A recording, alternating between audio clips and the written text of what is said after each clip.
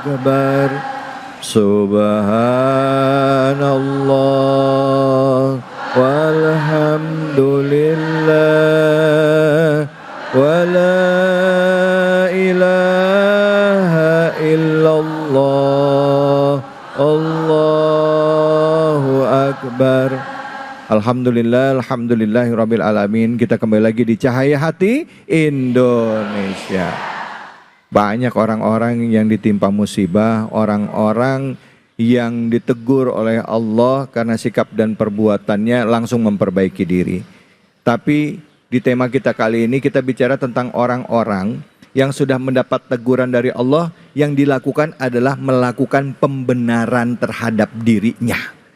Yuk kita dalemin lagi melalui surah Fussilat dan bersama dengan guru kita Al-Ustadz Al-Mukarram Kiai Haji Dr. Hilmi Firdausi. Silakan Ustadz, fadhol. Bismillahirrahmanirrahim. Masih segar Bu? Masih kuat Bu? Lapar enggak? Ntar pulang di rumah aja ya. Di sini enggak ada. Masya Allah. Masih membahas tentang surat Fussilat ayat 19 sampai 21. Ini ayatnya serem Bu. Ya, lebih serem dibanding film horor karena ini pasti benar akan terjadi. Kita akan bicara tentang siksa Allah Subhanahu wa taala yang bernama neraka. Ibu percaya neraka? Percaya surga? Mau masuk yang mana? Mau masuk sekarang?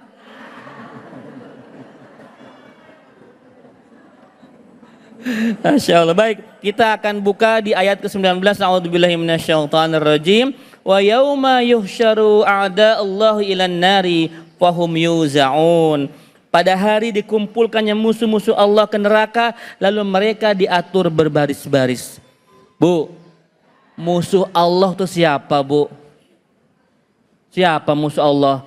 Musuh Allah yang pertama itu iblis dan pasukan-pasukannya dan orang-orang yang berhasil dia goda.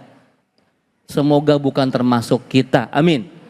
Musuh-musuh Allah itu orang-orang kafir, orang-orang yang menolak kebenaran, orang-orang yang membangkang, orang-orang munafik, orang-orang fasik yang tidak bertaubat sampai di akhir hidupnya. Maka Allah akan kelompok-kelompokkan mereka, Allah baris-bariskan mereka dan semua digiring ke neraka jahanam. Na'udzubillahi min dzalik. Ya. Lalu sebelum proses itu ada yang namanya yaumul hisab. Apa Bu? Hari hitung-hitungan, hari penghitungan. Dihitung pahala kita berapa, dosa kita berapa, dan dipanggil saksi-saksinya. Seperti halnya sidang kita di dunia. Tapi kalau sidang kita di akhirat, insya Allah itu semua akan berlaku seadil-adilnya. Kalau pengadilan di dunia, kadang kita melihat ada orang gak bersalah tapi divonis. Ada gak Bu? Ada orang gak korupsi dituduh korupsi.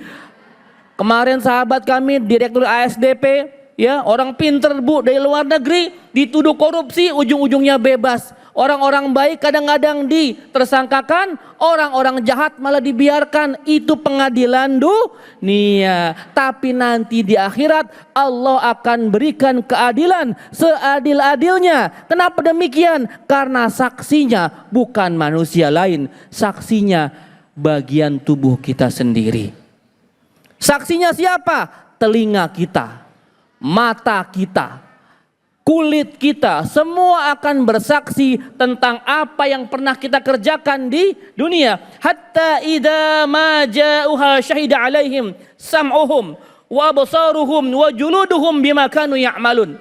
Ya Bu ya, nanti semua mata kita, pendengaran kita, kulit kita akan menyaksikan, akan bersaksi tentang apa keburukan yang pernah kita kerjakan selama di dunia. Ibu pernah baca Yasin? Kapan? Tiap kapan? Tiap malam ya, sunnahnya tiap malam. Kalau nggak bisa minimal malam Jumat, tambahin Al-Kahfi. Di surah Yasin ada ayat Bu, al-yauma nakhtimu ala afwahihim wa tukallimuna wa tashhadu bima kanu Pinter, mama yasinan semua nih ya. Kali-kali besok dibaca artinya, terjemahnya supaya kita tahu apa maknanya. Pada hari al-yauma nakhtimu ala afwaihim, Bu. Pada hari di mana mulut semua dikunci. Ya. Nanti tangan, kaki semua dibiarkan berbicara, bersaksi tentang apa yang kita kerjakan. Maka seseorang tidak akan bisa ngeles. Di dunia bisa aja dia bohong. Enggak, saya enggak nembang hutan kok. Saya enggak ngasih izin. Itu di dunia dia bisa ngeles. Tapi di akhirat semua akan dipertanggungjawabkan. Ngeri enggak, Bu? Ada misalkan pejabat membuka izin ratusan ribu hektar hutan, gara-gara itu orang kebanjiran 3 provinsi, dan nanti di yaumil hisab orang yang kena dampak kebanjiran itu bisa komplain sama si menteri itu, sama si pejabat itu. Kebayang nggak tuh, Bu?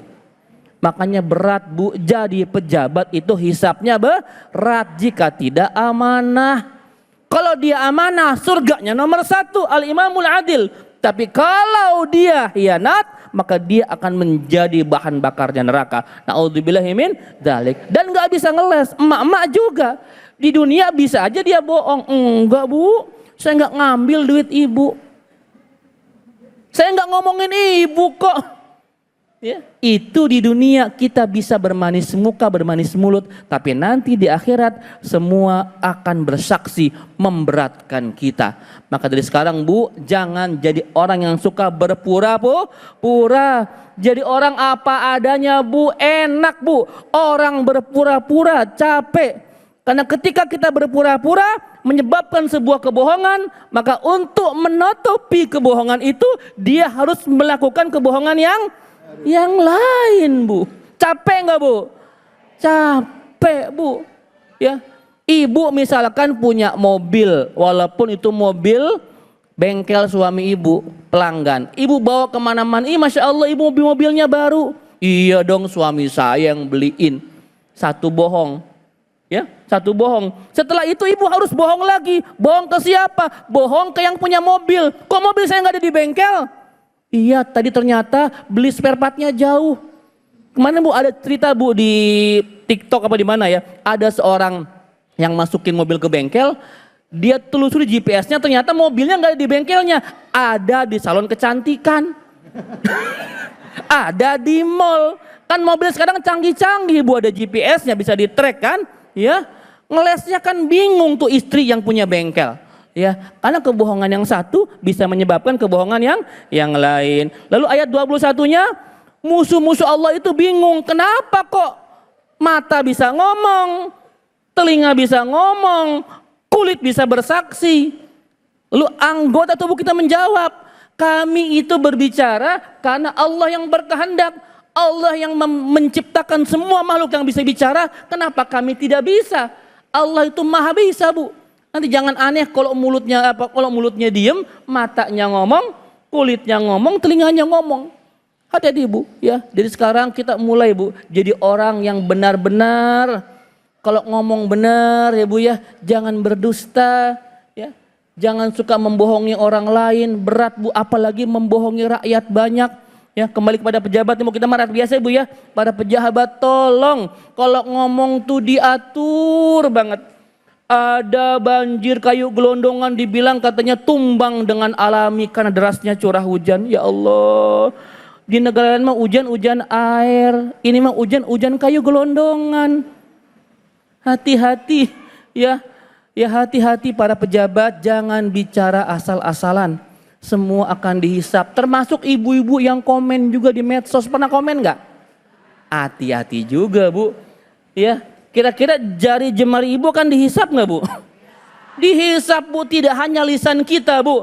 Setiap ketikan kita, postingan kita, like dan komen kita dihisap, Bu. Ada artis selingkuh, langsung julidnya keluar ya. Saya menyebutnya, Bu, juniper, Bu, ya. Julid, nyinyir, baper. Nah. Ya, Bu, ya. Hati-hati tuh, ya. Di sosial media kita banyak netizen yang juniper. Ada artis selingkuh bercerai, dia yang julid, dia yang ngomongin, dia yang gibah, Bu. Orang lain yang berkasus, ibu yang kena dosa. Hati-hati, Bu. jari jemari ibu akan dihisap. Belum mata ibu, mata. Kira-kira mata kita pernah dosa nggak? Pernah banyak apa pernah dikit? Dosa mata apa dosa mata? Ya, dosa mata kalau emak-emak mungkin enggak sebanyak kami nih. Ya, kaum laki-laki itu dosa matanya banyak. Bu, yang ghadul basar, yang nundukin pandangan tidak cuman laki-laki ya. Ini kalau laki-laki ngeliat perempuan cantik tundukkan pandangan. Lah, perempuan juga sama. Ada cowok ganteng atau lewat di medsosnya, ibu nundukin pandangan. Karena wajib perempuan juga ghadul basar menundukkan pandangan agar mata kita tidak banyak dosa. Wallahu a'lam bissawab.